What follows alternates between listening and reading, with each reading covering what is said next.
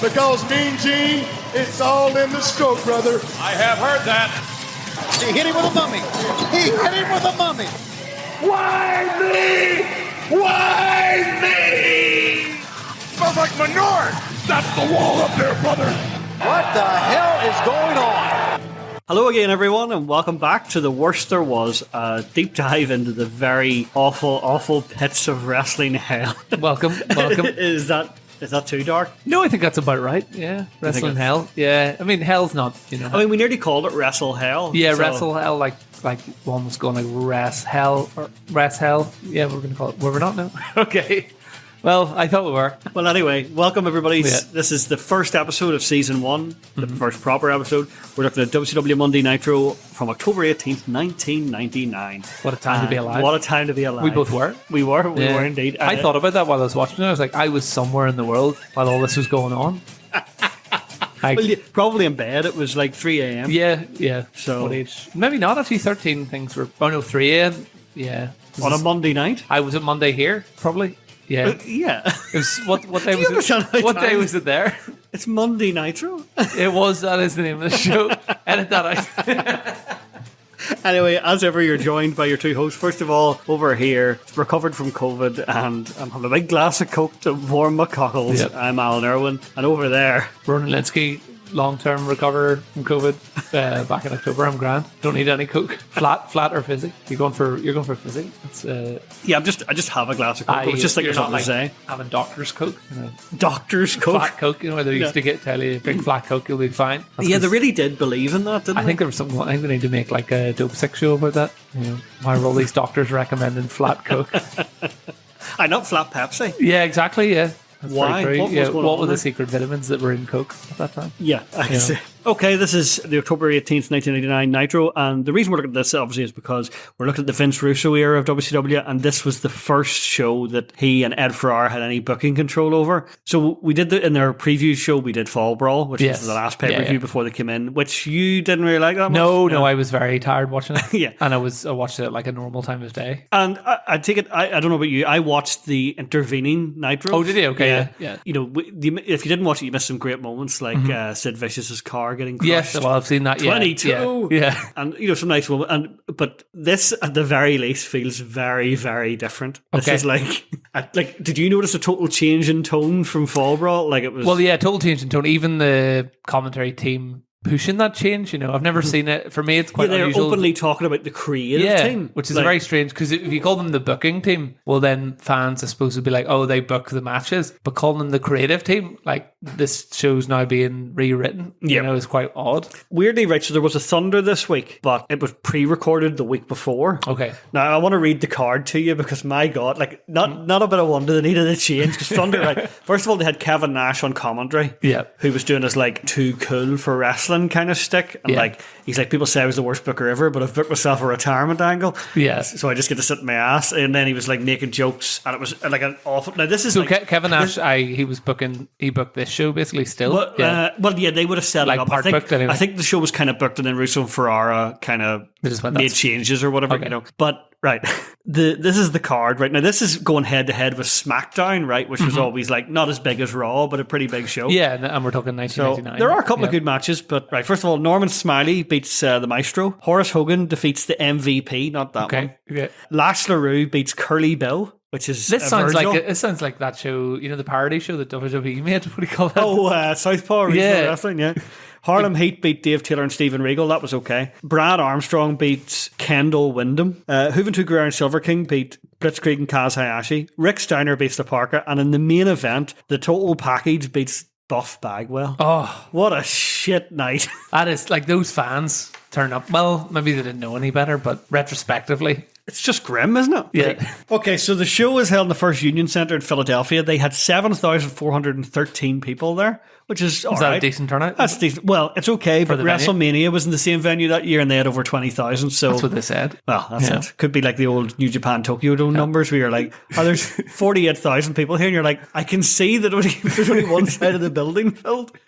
Don't lie to me, Eugene Agata. He wasn't the one telling the lies. I don't know why I picked him. So Vince Russo was obviously coming in. He left the WWF on 24 hours notice. Okay. So like the WWF went to England to do a pay-per-view and then he met with WCW signed his contract, and then phoned Vince McMahon at 10 o'clock and went, I'm not coming in. I'm away. tomorrow. Yeah. I'm away. He didn't do his notice? No, he didn't have a contract. Oh, so, okay, right. But the reason he did it was they added SmackDown, so that was an extra show every week, and didn't give him any extra money.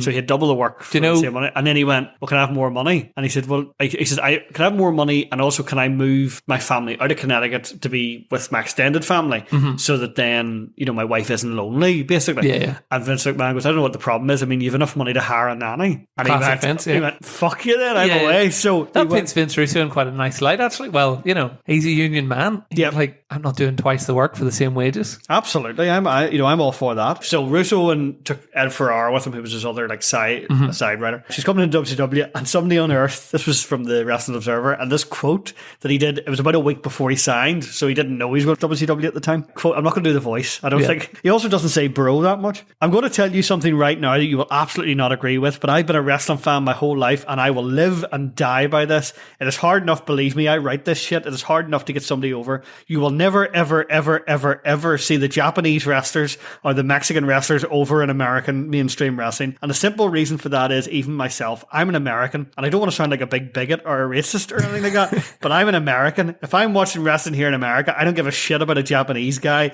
I don't give a shit about a Mexican guy. I'm from America, and that's what I want to see. I mean, he's... If you're Kaz Hayashi, you're pretty worried right now. Yeah. So even Mexican wrestlers? Even Mexicans. What about Canadians? Oh, that's okay. Canadians they're fine. Basically American. Yeah, so it is big. It is big. Because he doesn't have a problem with British people. Yeah, British wrestler like, Steve Regal or something, would he be like... That's fine. Yeah, okay. He's Australian, that's fine. But so he is. Not one of the Evans, Yeah, exactly. We know what he's really said, He also...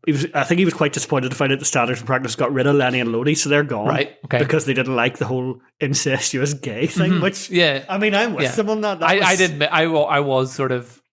wondering where they'd gone. Like, not that I thought they were going to be a high profile act, but I felt like it jumped about 20 years watching the show. I was like, where's those guys from the last episode I watched? Those guys in the jean shorts and the pigtails? Yeah. I thought that they had so much, there was so much to do with them, Yeah, I know. I believe on the last episode, your complaint was that they weren't gay enough. You were kiss each other. Yeah, like actually, if you're going to go all in, which, yeah.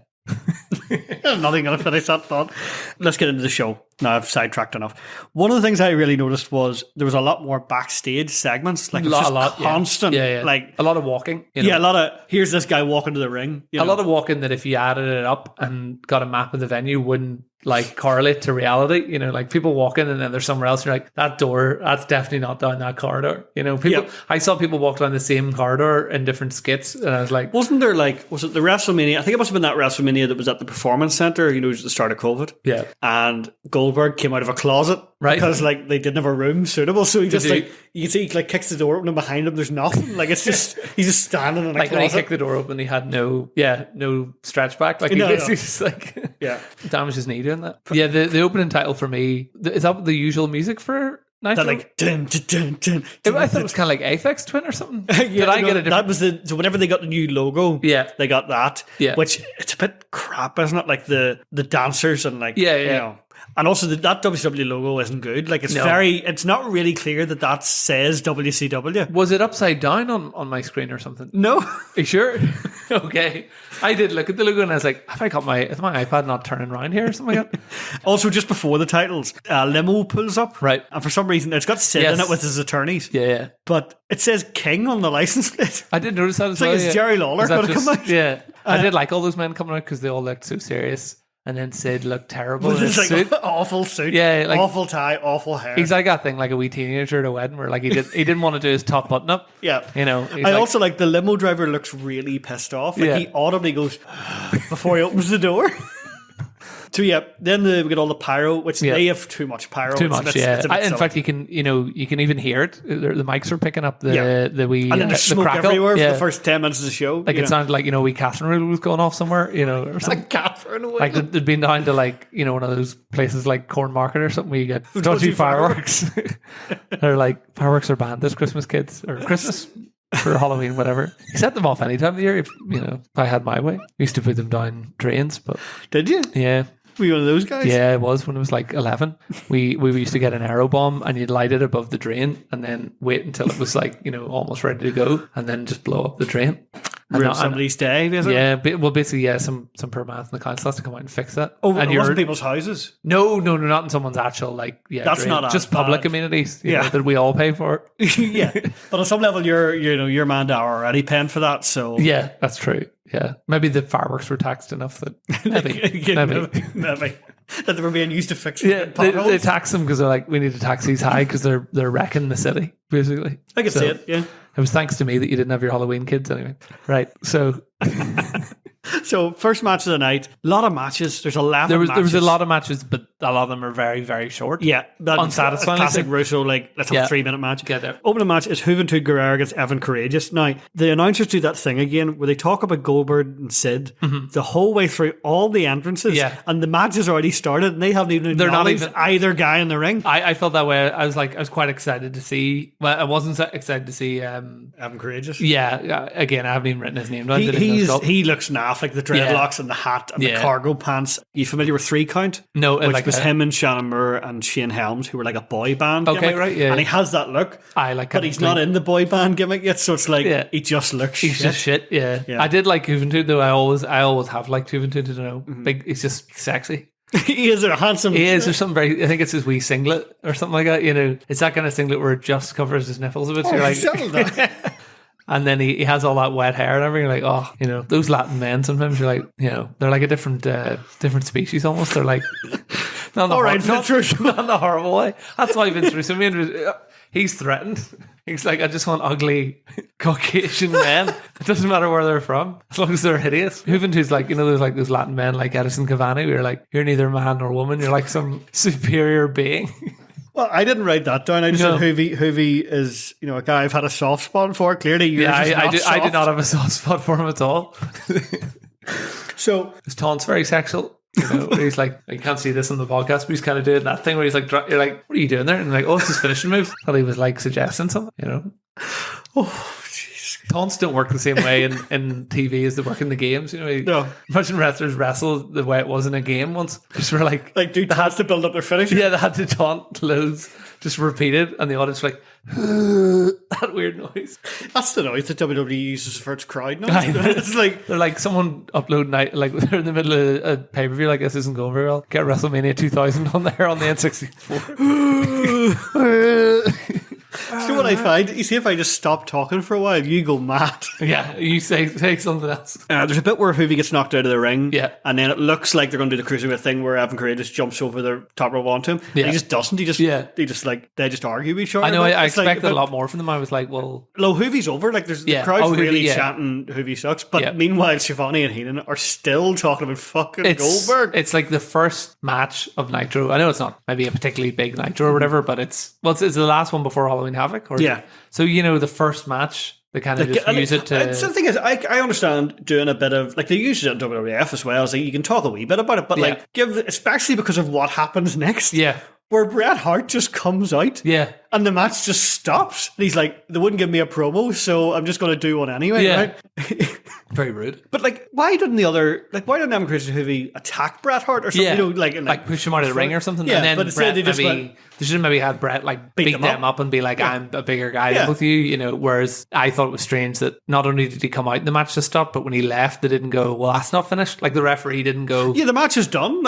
Even though, and I didn't notice this for a while, but Hoovy and Evan don't leave the ring. They just stand there the whole time. While Bret's talking. And Bret says, I left the WWF for one reason. I came to the WCW to fight Hulk Hogan and win the World Championship. Well, that's 2 reasons, right? That is 2, yeah. Bret can't count. Another hallmark of Vince Russo's booking. Already he's doing work shoot stuff where he's like, oh yeah, the backstage politics. Yeah, I can't get mic time or something. And you're like, well, the show's full up, mate. And then music hits and out comes big Jim Carrey. Yeah. The more I watch Sting in this, I'm like, that's Jim Carrey. That is literally, Somebody stop me.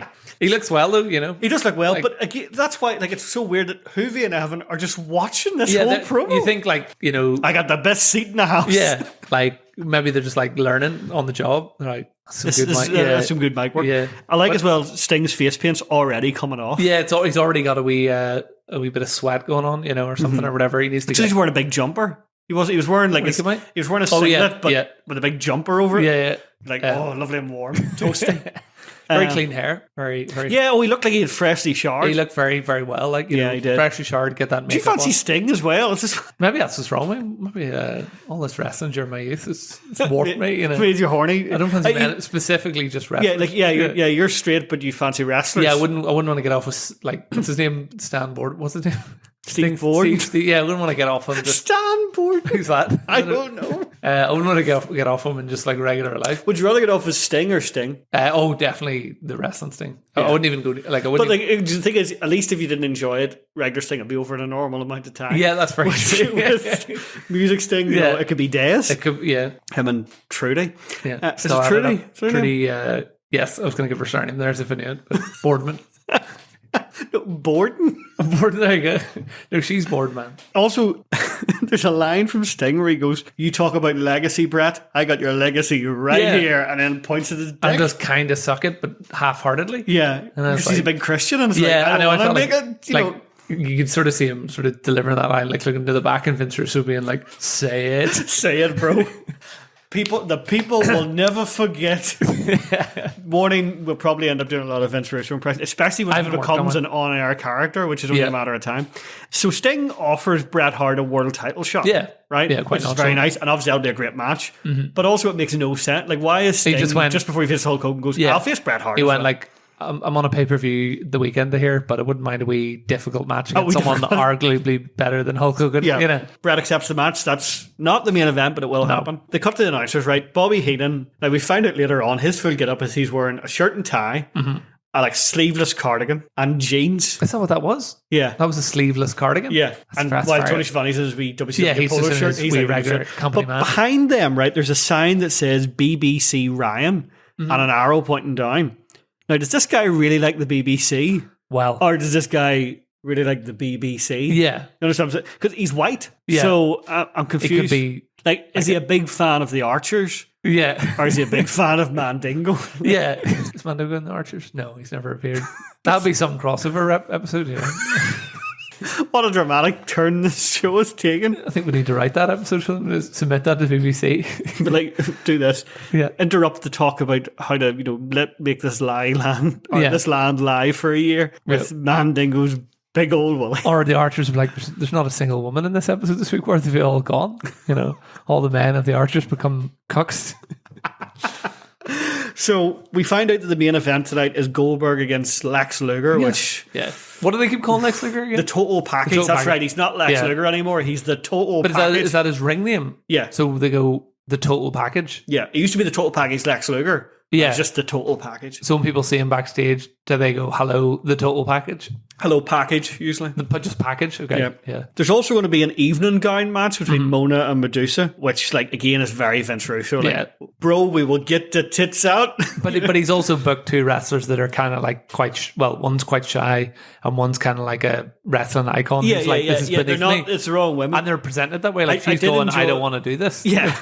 I did enjoy Heenan and Schiavone trying to high five and missing. That was kind of fun, But so we then go backstage. Mike Tenay's interviewing Sid Vicious, and he's like, "Why are you dressed like this?" And Sid's like, "Don't worry about the way I'm dressed." Yeah, but I am worried. Yeah. Like, why do you look like that? And then you notice the bald lawyer is really intense. He's behind him. He's like, shaking. Sid won't say anything, but he's like, I'll tell you later. And then in another part of backstage, another limo pulls up, right? This is my favourite moment of the whole show. I audibly laughed out loud at this. Goldberg arrives. He gets out of the limo himself. Mm-hmm. He's a proper, and then goes around guy. the boot, opens the boot, lifts his bag out. But the driver obviously didn't realise that would be the case. So in the background, you can see the driver get out. I didn't see that. See Goldberg. Yeah. And then go and wave and get back in the car. Yeah. He's waiting for his wee tip. He's like, well, I think what it was, the cameraman went back in the foot. He went, oh, sorry, I'm back in. Yeah. He's like, first day on the job. I didn't know you're not supposed to wave goodbye to high profile clients. So after the break, Sid confirms. So this is never properly explained. Mm-hmm. They don't show you a clip or anything, right? Yeah. The whole thing was Sid Vicious agreed to face Goldberg on the condition that they couldn't touch each other until Halloween Havoc. Yeah. But the week before, Goldberg went fuck it and speared Sid. Did you see that? Yeah. Okay, right. It was on Nitro the week before. Yeah. But they didn't recap it this week or explicitly say that's what happened. There was a lot of Sid Sid was going like, well, so the contract says he couldn't touch me. Well, he's not going to get his match then. Yeah. You're like, but you haven't told anybody that hasn't been watching. Just a wee 10-second clip. Yeah. That's all we need, Just to make clear, or Tony Schiavone go, they weren't allowed to touch and Goldberg speared him, so Sid can not give him the match if he wants. Yeah. This is confusing. They're not. Yeah. It would, for me, it was like, well, I just assumed, he punched him or something or whatever, They should have been like, we'll not do this match. So they obviously said the week before the Nitro, before, you can't touch me until Havoc. They should have had like Sid Vicious like working at like a hand massage salon or something. Or like a massage parlor or something. And then like, Goldberg turns around and goes, that's Sid Vicious. He goes, well, we've touched, so you broke the contract. Or like, Sid Vicious could have been like working in the gym or something, and Goldberg's going in to get his protein powder, and then like he sells it to him, and then they're just fingers touch as he sells it to him. And he goes, that's it. A bit more creativity, come on. You call that creativity? Yeah. Because people watching going, they touched. And he'd be like, you broke the contract. Wow. Anyway. It's a sin. It's a sin that Vince Russo got this job. See, I'm and making not you. this the whole point of this podcast. I'll make Vince Russo look bloody good by the end of this. So we get a really funny Slim Jim graphic with Randy Savage and Gorgeous George. Where Randy Savage just looks so silly in the late 90s. Like, he looks terrible. Like, wear your wee hat and your frilly coat. Again, don't wear fucking fur coats. What, have you ever eaten a Slim Jim? Is it Slim Jim? It's like a pepperami. Oh, where to go? Savoury? Oh, It's like a meat thing. Like one of those things that lasts for about 30 years or something and doesn't have to go in the fridge like it's meat. Randy Savage is dead now, and I have no doubt that some of the Slim Jims he got, like as a promotional thing, were still in the house, still in date. I thought you meant they were still in his body in the grave. Well, that also. They'll be left long after there's nothing left of him. In the future, they'll dig him up and be like, people in the past were very long and thin, very heavily salted.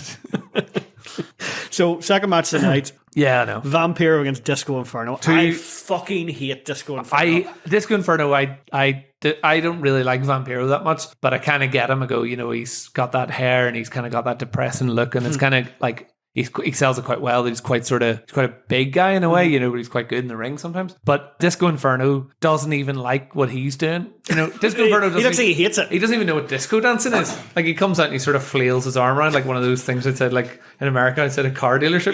Like a wacky weird inflatable tube. He just does that, and I'm like, you've got no rhythm at all. And then he goes, I'll do a few of those John Travolta arms, and that'll do. And he's the cruiserweight champion somehow. You're like, how that belt has fallen. Yeah. Like fucking. Is he even like? I've never watched him much. Is he even like good at high flying? And no. All that kind of stuff? He's a very competent wrestler. Aye, but he never has a great match. I remember. Did you ever see that like burn that Cody Rhodes gave him on Twitter, where he's like, "No one ever paid a ticket paid money to see you." And it's like that is 100%. Yeah, 100. Like those wrestlers who are like, why did they ever make a toy of him? Mm-hmm. Like who? Like only some weird parent who like was struggling. Your granny would buy you panicking at Christmas going, she doesn't know. Yeah, that one's on the shelves. That one must be popular. There's 1,000 of those sitting. It was like the employee of Electronics Boutique who convinced my granny that the game I'd really want for Christmas is Gex Enter the Gecko. That was I Gex. Did you? Yeah, I think I remember playing with him. He was like a lizard. Yeah. But like what was that on? PS1. Yeah, but I remember like my granny was convinced this was the hot game. Kids like reptiles. What's more to And the guy didn't say no, bam, Final Fantasy VIII. He was like, no, Gex. He's a good salesman. He's like, we've got a whole warehouse full of these. Full of fucking Gex. Yeah. So. And same way, the warehouse full of Disco Inferno action figures. So Lash LaRue comes out then to do commentary. And I kind of enjoy how naff he is. Like his sideburns are L's. Yeah. Because he's Lash LaRue. Yeah.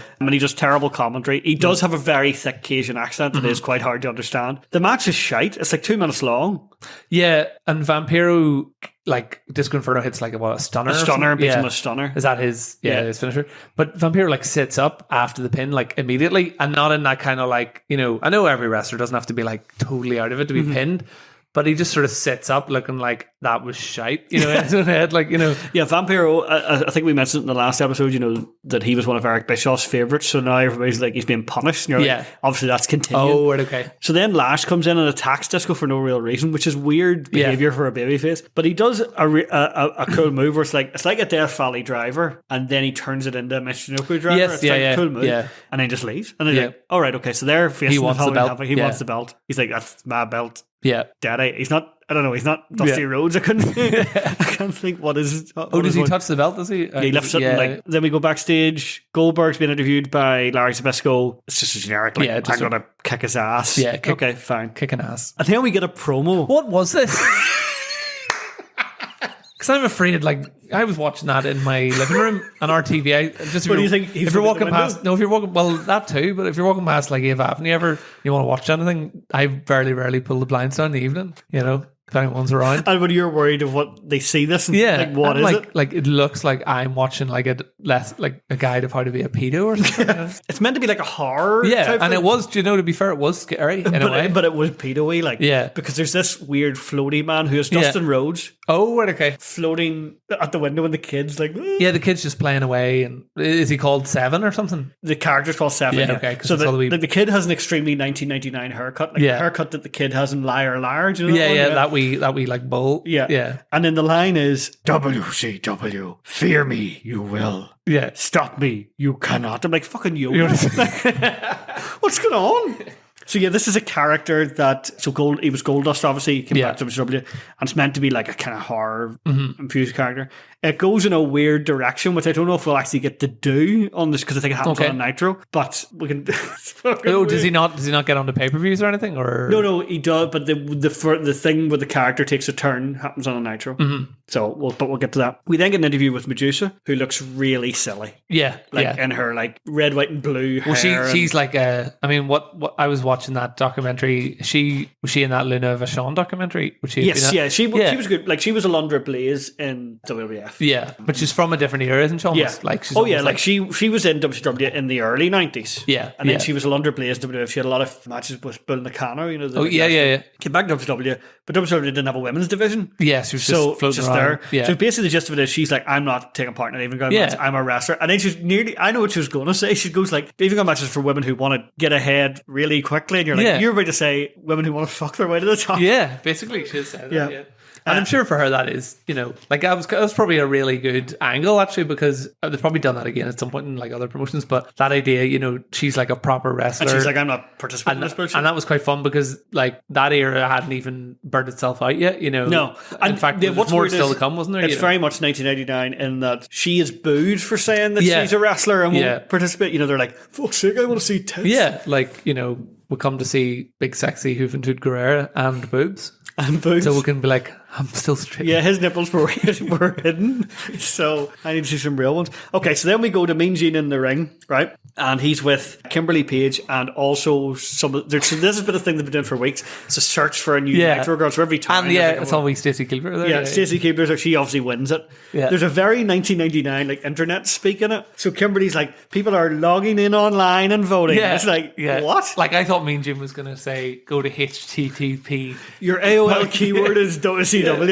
Did you see the video of Stacey and that girl? Yes. Their bro videos. Well, I loved it because like every week it's the same thing, right? Yeah. It's very clear that these women obviously they're cheerleaders and they're obviously talented dancers. And they do the dance in a video all the time? Yeah. Okay, so never in the ring? No. Okay. But because we can't hear the music that they're dancing to, it looks insane. Well, Stacey Keebler... She's quite bad, actually. Stacey Keebler reminded me of David Brent.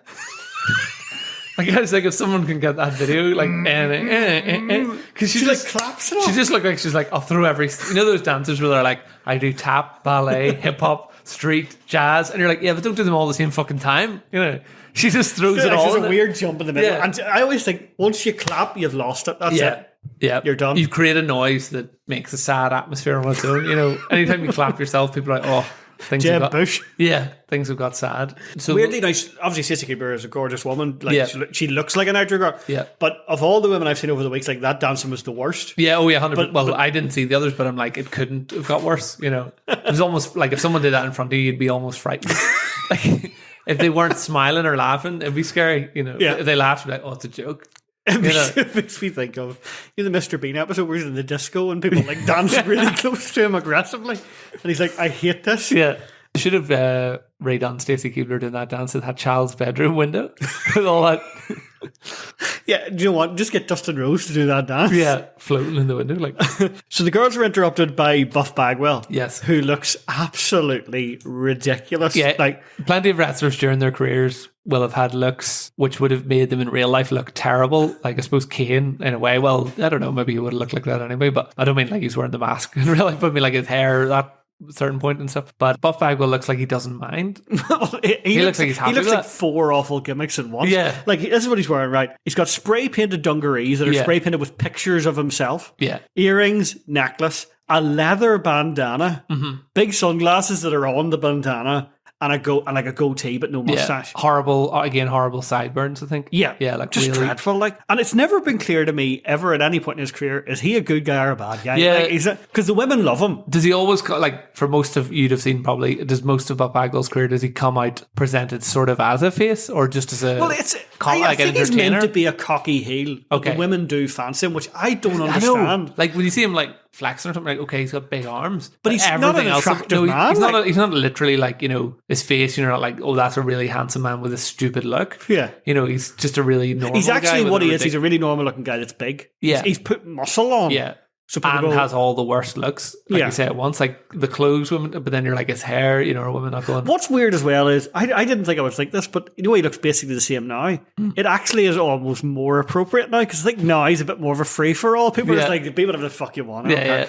Well, back then you're like, what is, like, he's standing next to Mean Gene in a suit, you know, and you're like, what are you? That's one who's like, you know, if someone saw a still of that, they'd be like, this time traveler came back. Look, there's evidence. So he does another work shoot promo where he's basically like, the new writers love me, so I'm going to be the big star. I got the stroke. His catchphrase sort of like, I'm the stuff, and they can't get enough. And he kept talking about stroke. He's like, I got the stroke around here. And then Gene goes, Gene, baby, I'm the stuff. And then Gene, totally deadpan, goes, Buff, you indeed are the stuff. Well, Buff Bagwell shouted it, like, you know, you were talking earlier. Buff Bagwell shouted at Mean Gene, have you not been reading the internet? Yeah. And I always like that phrase because you're like, such an open-ended, have I been reading the internet? Like, what, the whole internet? I don't believe Gene ever accessed the internet. I think Gene would be like, I need to be reading this internet. Can I get it delivered or what? Can I get the daily Can I get a subscription? There's also a great line where Buff goes, Mean Gene, it's all in the stroke, brother. It's all in the stroke. And Gene goes, I have heard that. Yeah. And you're like, was great. yes, Gene. I was thinking also, Buff Bagwell looks like he's been created by Tim and Eric. You know, he looks like that kind of over, like, you're like, it's so over the top. You go, whenever you look at Buff Bagwell, you're like, I need to turn the saturation down on my TV here. Yeah. Like, there's too much going on. Yeah. It's like, you know, when you make a silly creator wrestler, but so silly the game slows down because it can't handle that many layers. You know what I mean? Yeah. Like on WWE 2K20, that would have broke the game immediately. When you're like up at like 4 a.m. or something, you're like, I'm just going to make a wrestler now, but I'm not going to actually think about it. I'm just going to see, let's see what like things at random. Let's see what like a 7-foot man in a pair of Speedos and a goth pair of boots looks like, you know, or something. Yeah.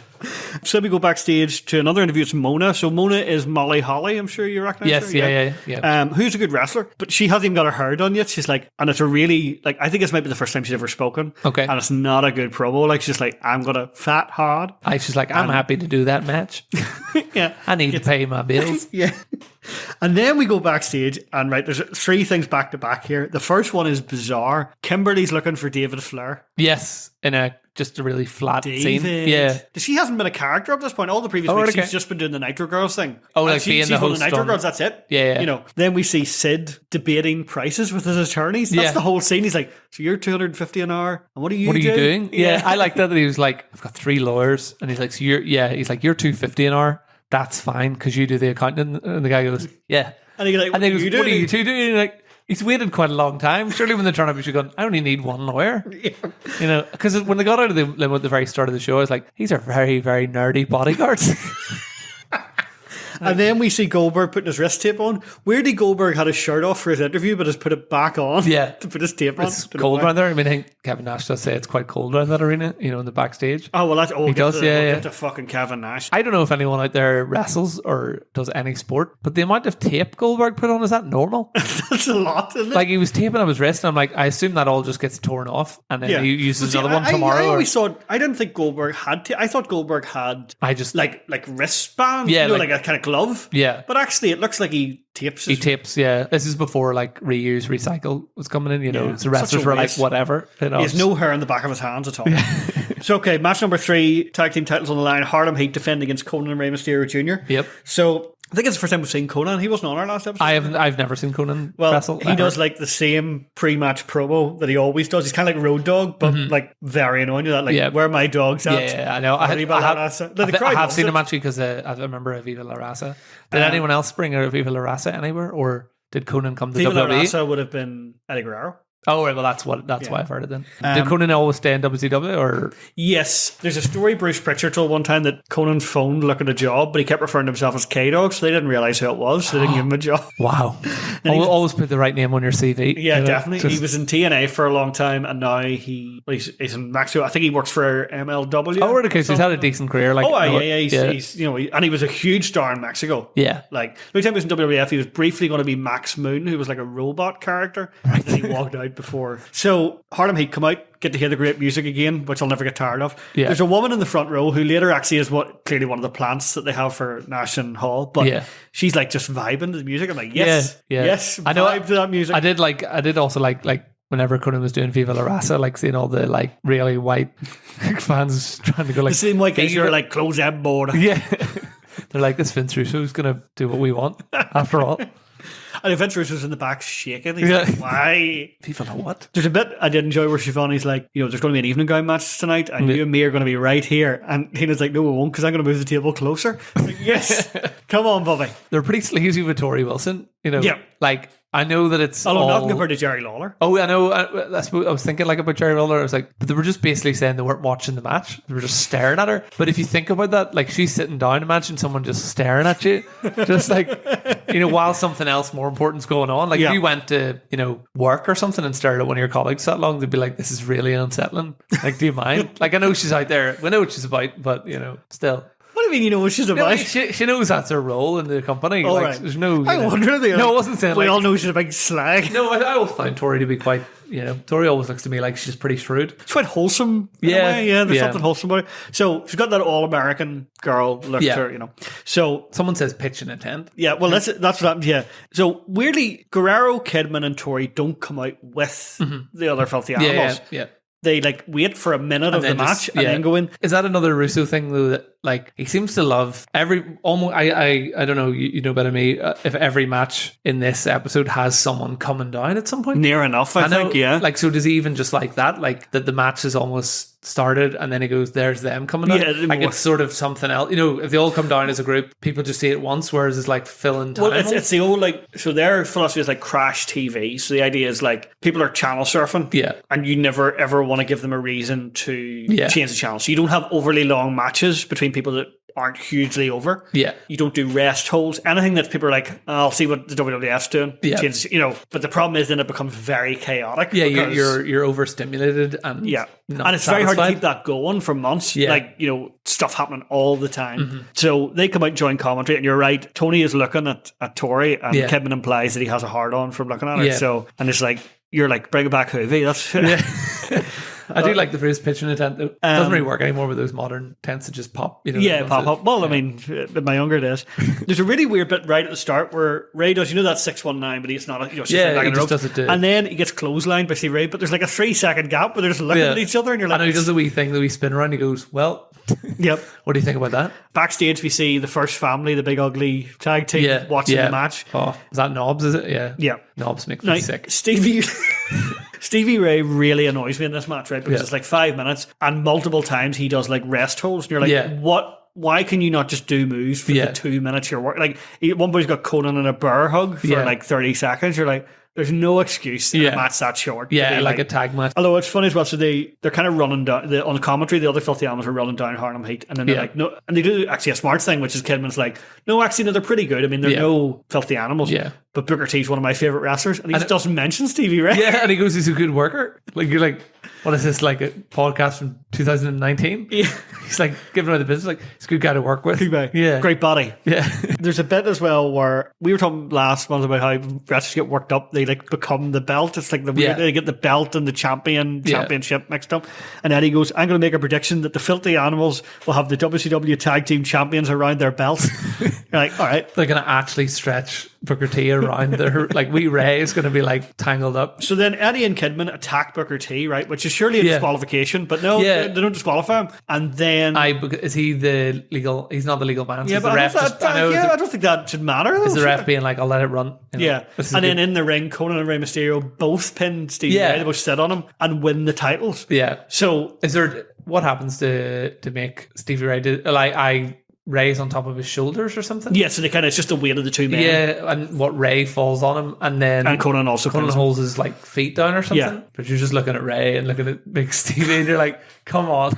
Come on, that's silly. That was the best match so far. Yeah, well, I one of the best ones tonight, but it's weird booking. Yeah, it's strange because, like I say, I'm not mad into, I've never seen Conan, but Booker T's, I do think Booker T is like a star or something. Mm-hmm. You always watch Booker T and go, when he comes out with the belt on, he looks class. Mm-hmm. And everything he does is very convincing, and there's a good energy when he's in the ring. Mm-hmm. But it was just a shame because you're like, that probably could have been a better match. I don't know what's to come about the tag belts, but it felt a bit well, the other thing is, I know they're maybe trying to create the idea anything can happen.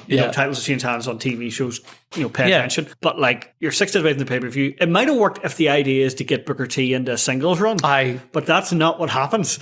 Okay. So, because Stevie did look kind of depressed. He looked kind of like, He obviously didn't know he was losing until that day. And he's like, fuck's sake. And he's like, but I am from America. They're from Mexico. And he's like, you from America? Come on. And he's like, we're letting this little boy win.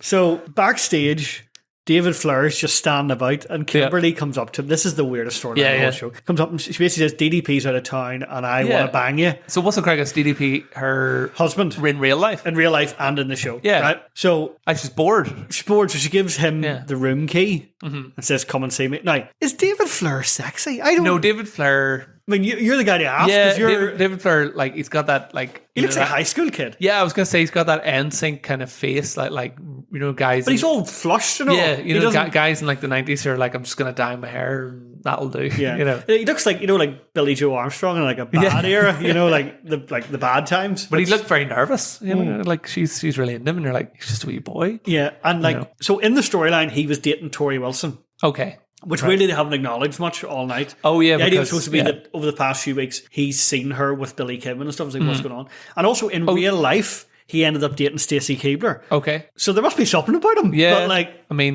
look at the next maybe guy. He's got the same big willy as Dad has. That's big George Clooney, Didn't he date Stacy Keibler? No. Yeah. In real life, yeah. So...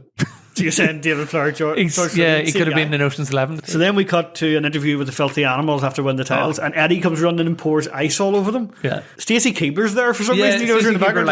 And then I think it's Ray or someone looks round and sees her and stares at her for a bit. Maybe men in WCW just stare at women all the time, but she's kind of who's she? What's she doing here? Tanay is genuinely delighted for them. It's quite wholesome. So the first family turn up then, and they're like, we're still won our title shot. Yeah. And Conan doesn't say yes or no. He just is like, we'll see. Yeah. After we party and with the girls, and I think what it was, they went, we should get some girls for them to party with. Yeah, but we don't have any girls. They're just going to party with Tori Wilson and Stacey Keibler. And that new girl that just came in. Yeah, the one who did the mad dance. Not the other girl. Chiquita. Was it Chiquita? Chiquita, yeah. They were like, no sign of her. Yeah, because Stacey Keibler obviously wins that vote. Yeah. Maybe people logged on quickly, and we're like, and Mean Gene was getting all the what do you call it? What do you think he has? Mean Gene gets it through. The thing stocks come through on in the 1920s.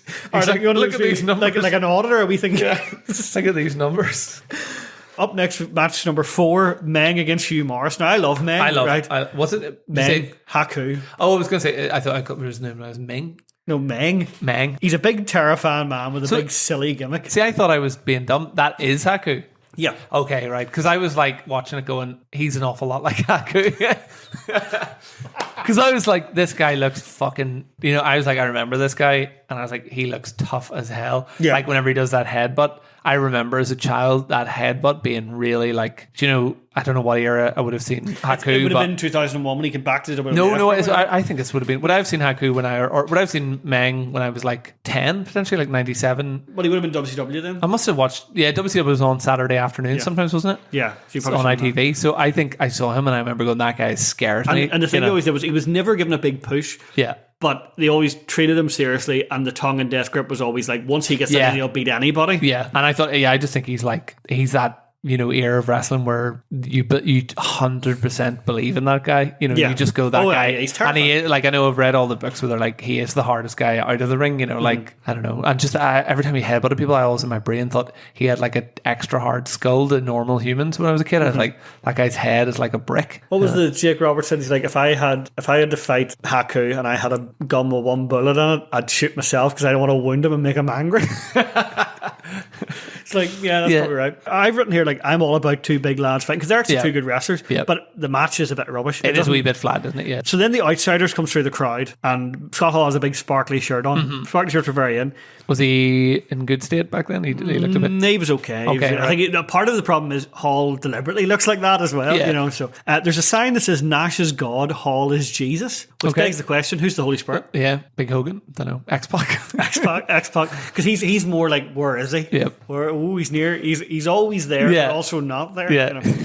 So the match ends a bit weird, right? So Morris has it won because there's an elbow drop off the top, and he stops to speak to Jimmy Hart and the referee for no reason. Yeah, and then Meng gets up and uses the Tongan death grip. Yeah. Which was very odd. What was the booking there? I couldn't figure out at all. Like, there was no rivalry there, was it? They were just fighting. And obviously at the weekend at Halloween Havoc, Hugh Morris is going to be wrestling for the tag belt. So it's like, do you really want him to lose? And I don't know. Don't like Hugh Morris, though. Hugh Morris, like when he came up with that name, it was like, how far did he think he was going to go? Yeah, that's very true. Does Meg not get any sort of push? No, he's only just back from Japan. Vince Russo doesn't know where he's from. He's like, where is that guy Where's that guy from? I don't understand. Yeah. So, because he's just got back from Japan, so he's probably like, oh no, he's Japanese. He did have kind of like, I know they're like, he's Tongan, but he had kind of, the generic Asian music that wrestling. Oh yeah, it's like panpipes. Yeah. They go, that guy's kind of Asian. They're like, well, he's not really. He's quite far away. Yeah, he wrestled for New Japan for a few months. He was in the tag league. Okay. Anyway, you can tell by the way Hall and I are sitting in between two hot ladies who are clearly like plants. Like they're, Yeah. And then we get quick backstage views of Sid and Goldberg individually going to the ring. Yeah. So after the break, Sid comes out in his suit, which is a funny contrast to his entrance music. It's just it is. And then he calls out his legal team. And I've said here again, it's like they're still not telling you what happened last week. Explicitly. He's probably spent, what was it, $250? He's probably spent like $3,000 or something on that one show. I know. To get them to sign a contract or look at the contract, go, he has broken the contract. And then he brings them out. He decides basically, you touched me, which you're not allowed to do, so I'm cancelling the match. Well, what's quite funny is his jacket is buttoned. He's wearing a double breast suit, it's buttoned over, but his tie is hanging out of the jacket, so it's a terrible look. They couldn't get a tie long enough for his big to be torso. fair, this episode did show that wrestlers back then probably had a hard time getting a nice suit. Like even Goldberg, when he turned up in his shirt to the venue, you're like, everyone looks terrible. Do you think is that why John Cena bought 52 suits or whatever it was? Do you remember that? Where he's like, I got a deal on some suits, so one of these will work. So Goldberg immediately comes out and he spears the attorney. Brilliant. Right? Absolutely, probably one of my favourite bits of the whole show. Yeah, right? And his wee head bounced off the turnbuckle, right? And then he turns right into a big boot from Sid. Yeah. And the other attorney takes Sid's coat off for him. But did you notice the attorney immediately got up? I rewound and I counted and I got what did I get? 15 seconds. So he got up in 15 seconds. And he got up fine. Like, he didn't go, I'll get up and I'll just stood up. He should have maybe been like keeled over, going like almost vomiting. He should have been fucking stretchered out. He's not a wrestler, and he's about 5'4". Yeah, basically now, anytime anyone Goldberg spears like that, we take that in a suit. Well, I said that. So then Sid powerbombs Goldberg, and Goldberg stays down longer than the attorney did. Like there's referees and wrestling who someone backs into them and then they go down for like 2 minutes. Yeah. Where they needed to book that guy again. But he took the spear. Do you think that's Gilbert? Because he was bald.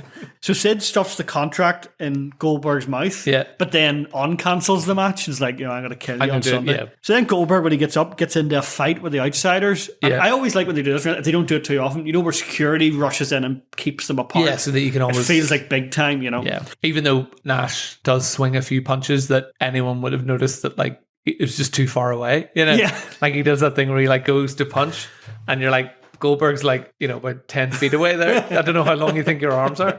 And he also pushes one of these security guards, like a really young boyish one. He just sort of gives him a big shove. It's all right, though. He'll be up in 7 seconds or whatever it is. We then, after the break, we see the outsiders being escorted. Weirdly, so the idea is if you're in the crowd, so they're not meant to be wrestlers. Are they even allowed to? Oh, yeah, because they're just crowd members, But like, so apparently in WCW, if you attack a wrestler, you get escorted through the backstage area. You get to see everything. So they take him out of the building. For some reason, Nash pretends he has a it cold. Yeah. He's drinking cough syrup? Yeah. Like, is that like they are not as funny as they think they are. Yeah, no, like Nash they is, really think this is hilarious. I've always found Kevin Nash a bit tedious. Like, I've never enjoyed his wrestling, ever. Like, I can say that, like, I've watched him in different promotions, different eras, and I just have never enjoyed watching him in the ring. And then he does have a face that's kind of cocky, like a genuine cocky. It's like as if he's smarter than wrestling or something, you know, and he tries to play that kind of like cool. He's kind of above it all. Yeah. You know, and do you remember we saw him? Did you come see him at PW? No, I didn't. But and he was just like, he gives someone a big boot, and then he sat on the stage watching the whole event. But he didn't sit in like a commentary position. He sat on the stage. So they have commentary, so he could have done. He could have done the commentary, but he's like, I'll just sit here and watch all these guys. And like, to be fair, at PW back then, it was a lot of either really, really big overweight guys or really skinny guys. His worst nightmare, you know. But he looked desolate. Midgets, like, it was an old that was in an old B&Q or a not B&Q. Yeah, it was like an empty warehouse. It was an empty warehouse, and they're like, he sort of looked like a lost B&Q worker, you know, with grey hair and everything. Like, I took retirement too early. All I know about is nails. He's the security guard, like just still watching the building.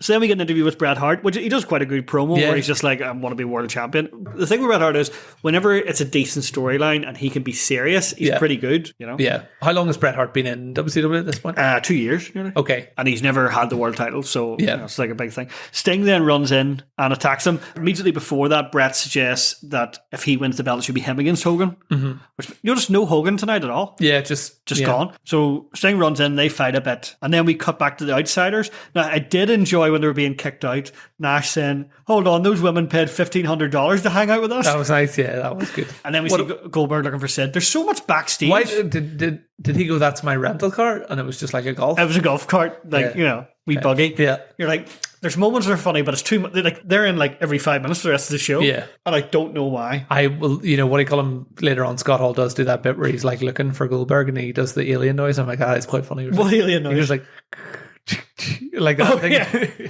Oh my God. Yeah, that's it, yeah. Is that not Friday the 13th? Oh, maybe it is. I don't know. I've never seen The Simpsons whenever like someone's, I don't know. Never mind. Oh, it's the end of the episode where they're Boy Scouts. And Ernest Borgnine. Yeah. Like, no, that's Friday the 13th because that what it is? They're at an abandoned summer camp. Oh, okay, right. So, yeah, well, there you go. God, all you know more than me. So next match is Berlin against Rick Steiner. Fucking I didn't write anything down here because I hate Berlin. Like, I hate Rick. Well, they do this weird effect when he comes out. And again, they don't talk about him. Yeah. They just talk about Bret Hart and Sting. He said he doesn't like America. Yeah, apparently not. In the middle of the match, Shivani literally says he'd rather see what Goldberg's up to. So not much happens. Then Brad Armstrong comes out. Yeah, another run-in. It's who's shite. Yeah. Like there's a storyline with him in Berlin and nobody cares. Nobody cares about Brad Armstrong. Who is Berlin again? Berlin is Alex Wright. Yeah. Brad Armstrong is Road Dogg's brother. Aye. Basically, that was the Wall tries to do a chair shot on Armstrong. Armstrong moves and Steiner gets hit. Yeah. Right? But Steiner only got hit because he had Armstrong by the throat. Yeah. And then after the match, Armstrong's like, are you okay, Rick? He had you by the throat 30 seconds ago. And then he gets choked again and Steiner beats the shit out of him. Because Steiner obviously is like, I'll lose, but I get my heat back. I get to, yeah. I don't mind Steiner. I don't mind him. You know, I don't mind watching him. So he beats the crap out of Armstrong. Now, Armstrong's meant to be like, oh, could he beat Berlin this Sunday? Mm-hmm. But he's getting the shit beat out of him on Nitro. And then they start to fight to the backstage. And Shivani goes, they're fighting backstage, and that's where Goldberg is. Yeah.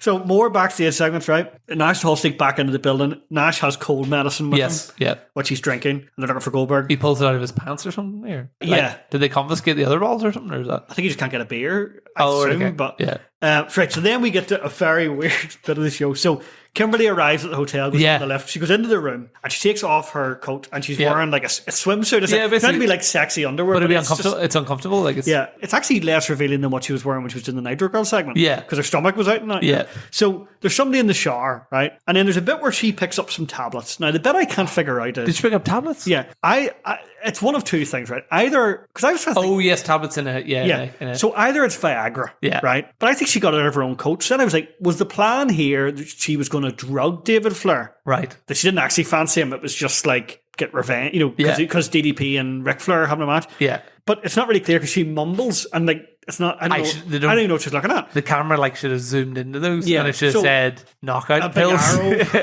Do not take if you need to do anything and for she didn't like drop 24 one hours. into the drink because you know there was and there's a wee raspberry in the champagne. Yeah. There was a bottle of Moët and she had a raspberry and like just drink the Moët straight. So I honestly don't know. My assumption is that it wasn't just Kimberly wanted to fuck David Flair. There must have been like an evil plan. I was expecting DDP to run in and beat up or something. I thought DDP was going to come out of the shower or something and then be annoyed at her. I thought that was going to be something, or I don't know. DDP doesn't appear tonight. Instead, there was a wee yoga mat poking out from under the.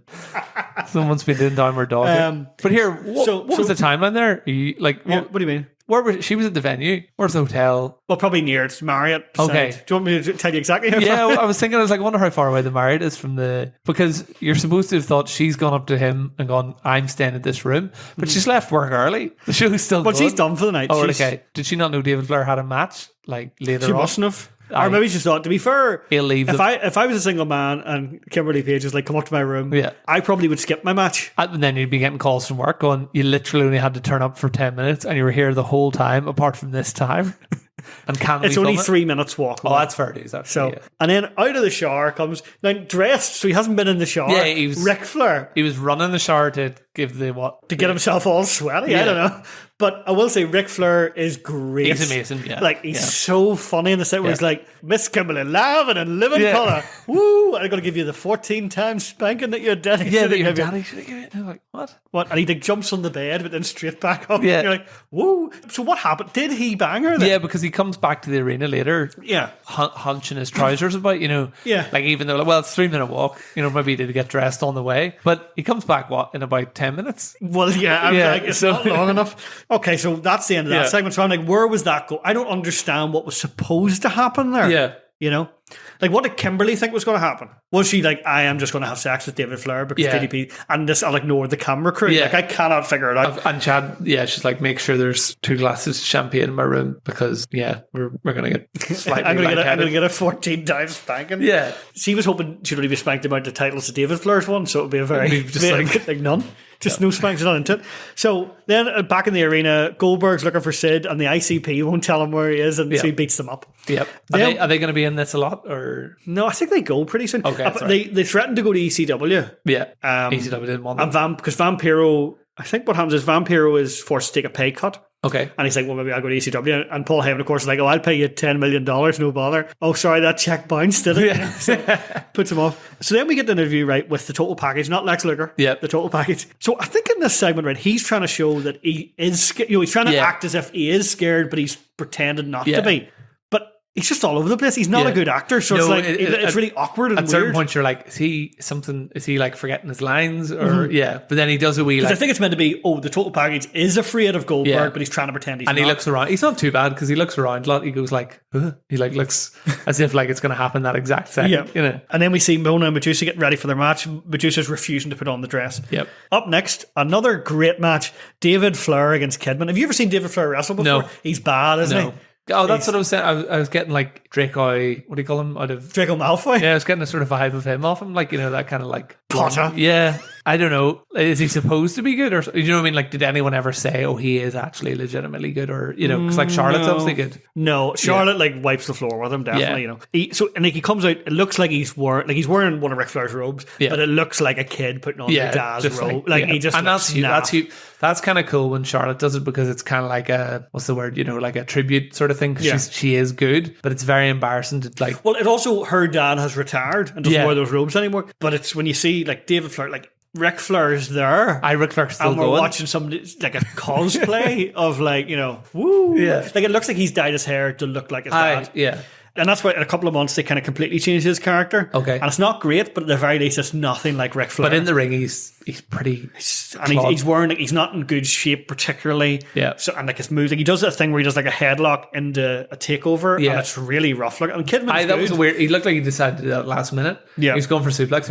I just got to throw him over here. Like, it was just so. And Kidman. They don't really talk about the fact that until tonight that Tori Wilson was his girlfriend, but she gets up and goes, "Look at these tits that you saw on a regular basis." And then he covers them up. And he covers them up, and then Kidman attacks him from behind and hits the shooting star press. Kidman hits him with a very flat move to set up. Kidman goes to do like a press sort of slam, like a kind of like lift him up, and it all looks a bit wrong. Like it looks like he lifts him by his breasts, and then like. But did you see the way the shooting star press? He hit him in the face. I paused it and I was like, his knee is just on his face. But David Flair, when most wrestlers like say someone does like their finishing move like the rock bottom or something, and the Rock's like finger goes in their eye or something, but it's the end of the match. They just lie there and go, I'll take the pin, and then like afterwards they go, oh, my eye's sore. David Flair, while he's being pinned, like, ha.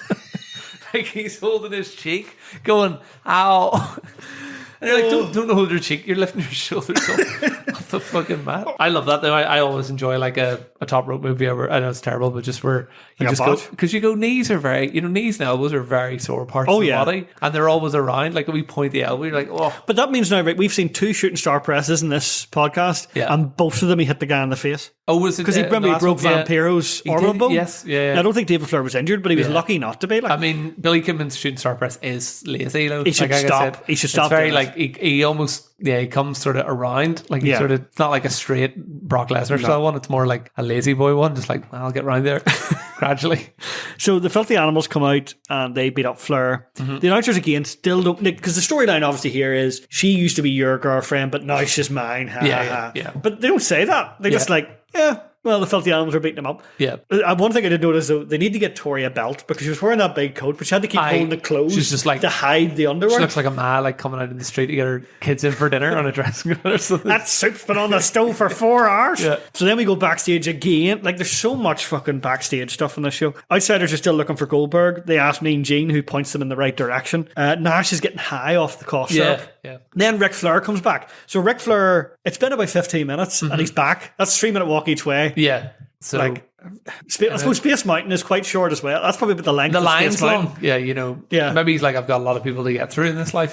And he, as you say, he's fixing his trousers. Did she actually want to have sex with him? Well, I thought the whole point of him is you can't resist him or something. Is that what it is? Yeah. So she was going to set up David, but Rick is irresistible. Yeah. So did David go, Kimberly wants to bang me, Dad, would you go instead? Yeah, like, Dad, this woman's giving me a room key. And then maybe Ric Flair is such a creep. He's like, I'll make sure I return it to the right people. And then he does his old, gentlemanly waiting in the bathroom with the shower running, So you can't hear his heavy breathing. Yeah.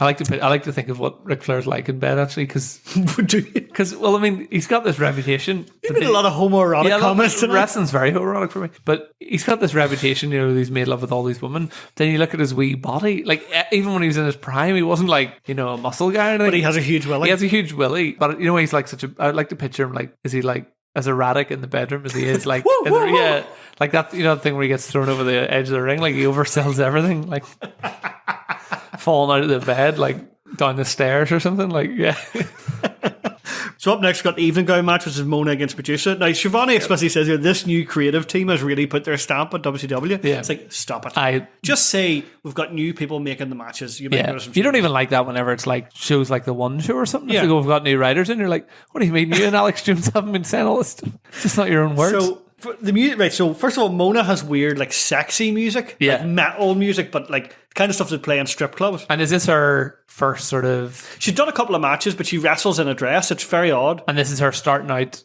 in wrestling, sort of. Well, so she was like one of Randy Savage's valets. Okay. Mona Madness, I think she was called it. And then, but she wore a dress then, but she kept, so she wrestled in a dress and bare feet. So that's not unusual, but she hasn't had many matches. That's Molly Holly though? Yeah. When was Molly Holly? I thought the end of the next year she goes WWF. Cool. So Medusa comes out to weird dance music, which doesn't fit at all. And she's wearing basically her own dress. Yeah, it's just fuming looking. And shoes that she can't walk in. Yeah. Which then she takes off as soon as she gets in the ring. It's like, just don't wear the shoes. Like, why are you humiliating yourself? Yeah. The match actually is okay. I think it's fine. Like, it's 3 minutes long. It's not great, but the two of them are good enough wrestlers that it's not like, whenever WWF used to do this and they put like the cat against Terry or something, it was dreadful. And it's not like that. Yeah. But it's not good. Like, now, as you said earlier, neither of them are fit for this type of match. No, I think Medusa generally didn't want to be there, and then she sort of didn't really seem to work with her very much. Like, she sort of just, everything looked a bit off. The referee gets knocked down, so Medusa gets a chair. And then she hits Mona pretty hard in the back, I thought. I thought so, yeah. And then she goes and trash talks the announcers. Mona interrupts, pulls her dress off, and I suppose she wins the match, but there's no bell. There's no bell, and Mona just leaves. Yeah. And the crowd boos. Yeah. And then Medusa tells the crowd, or what she might be telling Russo and Ferrara, I'm not sure, to kiss her ass. Yeah. And that's it. And does she appear again? If I remember right, at Halloween Havoc, she has a great segment. Okay.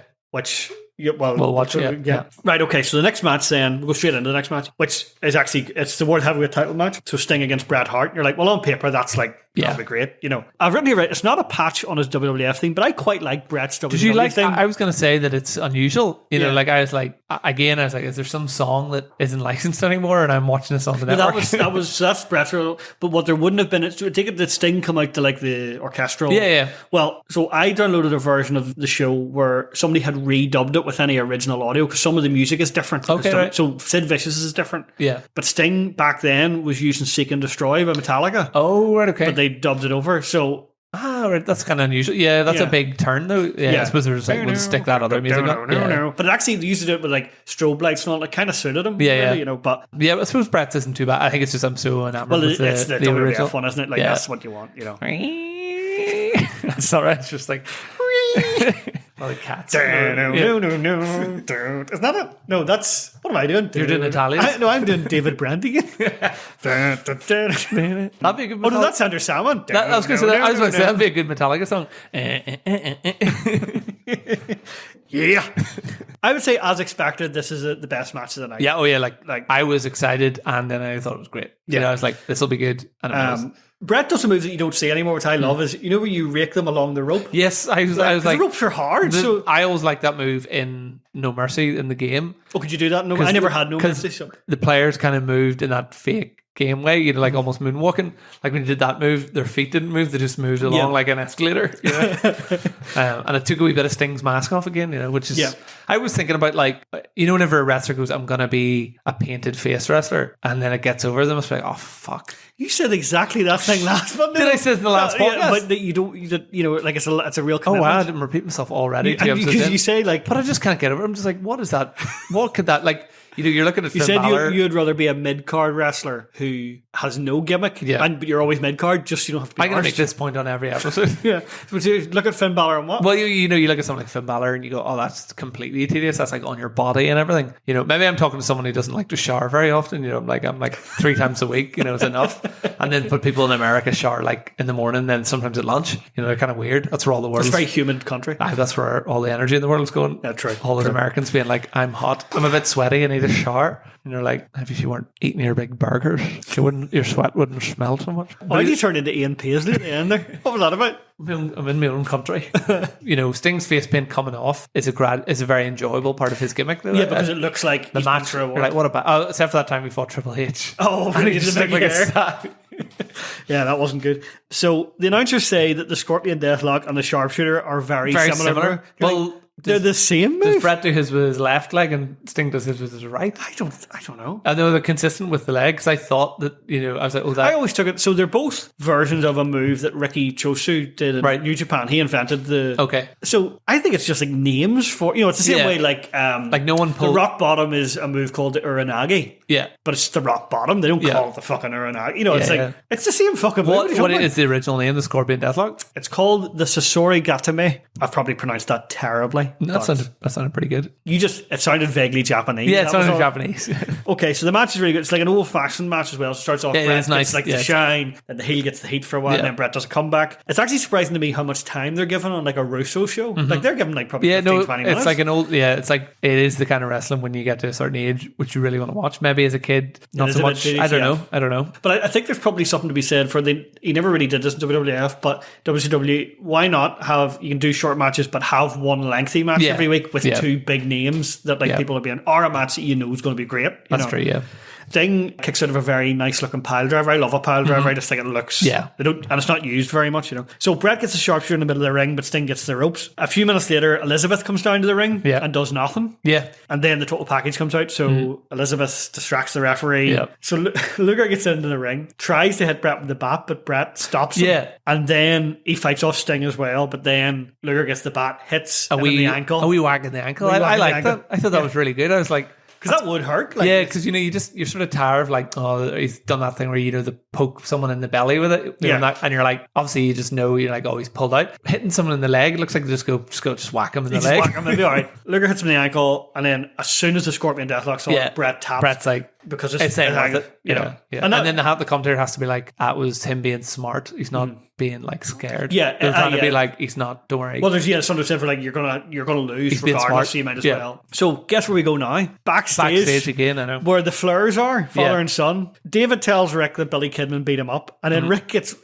worked up like a dad. But he beat him up in the ring in a match as well. I know they did beat him up after, but they also just I mean, Rick would never use the numbers game to beat up somebody. Rick the Four Horsemen never happened. He should know what his child's in for. He should be like. You know. So Rick's like, I'm going to go confront him. So he's headed to the ring. The Outsiders are showing, still looking for Goldberg. Yep. And then after the break, they come out of a locker room with, I think they're the Villanos, Los Villanos, who were like a Mexican Lucha Libre tag team in WCW, but they're wearing their masks. Yes, yeah. And then they do some racist voices. Yeah. El Goldberg and all that shit, you know. So match number 9. You hear the crowd laughing though. You hear the crowd loving it. Oh, the crowd, yeah. You can hear the crowd laughing when Scott Hall does that. Yeah. Grim. Yeah. So next match, God, these keep getting worse. La Parka against Buff Bagwell. Now I like La Parka. I do like La Parka mainly again because of N64 games. His wee taunt. He did like wee knocking knees. Yeah, he was one of those ones where he's a good toy. That's why he was. He's a great toy. He's I'm sure if I went to a wrestling show and someone like La Parka was there, I'd be like, that's quite fun. Never want to see him do much, but you're like, come out. And he's still going. He's like 55 and he's still going. Yeah. But he gets the already in the ring treatment, which is always a sign of like, we've got no plans for you. Yeah. And you didn't get an entrance, just like after the break, he's in the ring. He's there, yeah. So Buff comes out and he's all pissed off looking. Yeah. He doesn't even do his poses. Although he does look less silly than he did earlier. They're like, look at serious Buff. Buff's and a half. Buff's. I think he used that one actually. He might have, yeah. So Bagwell, the story of Bagwell basically, it's like a total like work shoot bollocks where like Bagwell's not cooperating. Mm-hmm. And then at one point he does like a jokey version of his pose and tells La Parka to kick him in the head. Yeah. And then La Parka beats him. Yeah. And Buff gets up immediately. He like lies. He gets up like he's an attorney and he's just been hit by a spear. He gets up like that, right? And it's like he gets up, he gets onto the headset and says, Russo, did I do a good enough job for you, right? And then we see in the back everybody laughing at him, including Brian Knobbs, who's hanging out with the filthy animals, even though he's going to fight them. Although weirdly, right, Brian Knobbs, I think he must have needed the piss in real life because he keeps going to leave the room but coming back. It's as if they went, no, you can't leave yet. He's like, I'm going to piss myself. So Buff then goes, if there's anybody else you want to beat me, send them out. And he lies flat. They're doing this storyline basically where Buff thought he was going to be the star guy in the first night in real life. He thought the new creative was going to make him a star. And they went, we want you to lose. And he's in a huff. Yeah. And so it's like, oh, this is real. And I hate shit like this. I think it's up there my least favorite thing in wrestling. Because it's like, you're essentially saying everything else is fake. Yeah. Which we know it is, but it's like, if you're watching Breaking Bad in the middle of a Bryan Cranston winked at the camera, you'd be like, what the fuck? I can picture someone sitting down and going, this is clever. But like, who's it for? You have to, is it for, everybody now has Twitter and Reddit, or they can go online and read the Wrestling Observer or whatever and see all the backstage stuff. And you'll even get backstage stuff on like Bleacher Report and things like that. Yeah. But back then, nobody was reading that stuff. So like, a lot of people wouldn't know what a job is. Yeah. So they're like, what is this? Yeah, people would have been, not confused with the lingo. Yeah, as well. Never mind just I don't even like it now, though. I don't like anyone talking about it on AEW. Like, the bookers aren't, pushing me or like, well, thanks for suspending my disbelief, guys. Yeah. So La Parka's dancing his way up the aisle. Yeah. As we moonwalk. And somebody comes running past him, and it's Jeff Jarrett who gets into the ring, hits Buff with a guitar. Big old guitar. And then he says, I have all the stroke around here. Mm-hmm. And then he goes, I got your stroke right here. And it's in the same place where Sting was keeping Brett's legacy, if you recall. Right, okay. And he grabbed his dick. Okay, like, I got your stroke right he really grabbed it. You're like, that's a bit... You could really see it. Yeah. So the idea is, right, so literally the day before Jeff Jarrett was in WWF, his contract had run out. Okay. And he agreed. Oh, so that was a big shock. Oh, well, yeah. And so he was facing China for the Intercontinental title. And he said, that's fine, I'll drop the title to her, but you need to pay me $150,000 to do it. So they gave him the money and then he left and then immediately went to WWF. Or WCW, sorry. So that was a big shock. And he was somebody who Russo really liked, so it kind of makes sense to have him as like the chosen. But the way you do that is you go, wins and losses matter, so Russo's putting Jarrett in easy matches to get him up the rankings or something. Yeah. But instead they're just going like, backstage he's like, I'm going to win all my matches and you're going to lose all yours, Buff. Yeah. It's just, I feel like I'm going on about this. But it is probably the worst thing of that whole Russo era was the whole meta, you're just like... Well, one day we're going to get to Goldberg not following the script. There's probably some way to do it. Someone probably could, but I don't know. I don't know what it is. I don't know who that. Yeah, like I said, I don't know who it's for. So the outsiders backstage do some more racist voices to try and get past security, looking for Senior Goldberg. They say. Right, we then get a 3-way elimination match, right, which is Eddie Guerrero, Chavo Guerrero Jr., and Perry Saturn. So on paper, that's a great match. Yeah.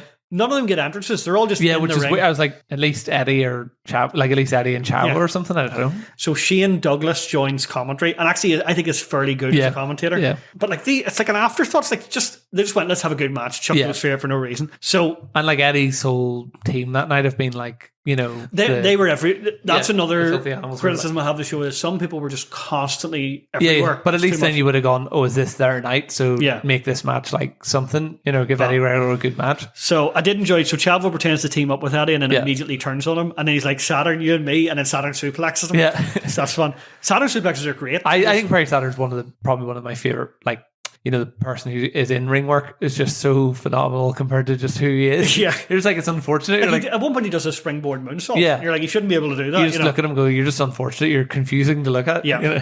So Douglas's arm is in a sling. Yeah. And Shivani asks him with his arm injury, and he goes, my arm's just fine. How about you focus on the match? And you're like, I wish you were here all fucking night to say that every 5 minutes. So this match makes no sense either because it's a 3-way elimination, but they keep breaking up pins. Yeah. Which I noticed, and I was like, I thought, oh, maybe I've misheard or something. Yeah, but I thought, actually, what I thought was, and this wouldn't be unknown in WCW, that the announcers thought it was elimination, but it wasn't. Yeah. The match is good, but it has that weird rhythm that all 3-ways have, where there's always somebody sort of standing about. Yeah. Do you see the triple decker like suplex they did? Yeah.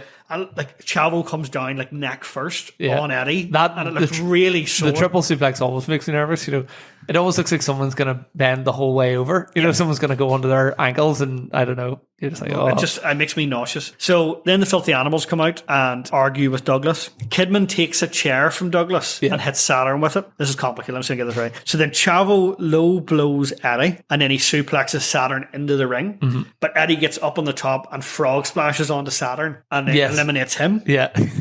But then Chavo immediately hits a tornado DDT on Eddie and beats him and wins the match. Yeah. Which probably was a bit of a surprise because Chavo would not have been pushed as much. No, I wasn't expecting Chavo to win. Of all three, like, he's probably, you know, like his I thought like character, Perry Saturn might win in some sort of like quick roll up way or something, you know. Prior to that, it was Pepe, who was like a hobby horse that he was friends with. That was his main character. It was like, and he ran around on I have a horse. to watch that. Oh, I one of those ones, yeah. I was pitching on a rocking horse. I think I'll be quite cumbersome.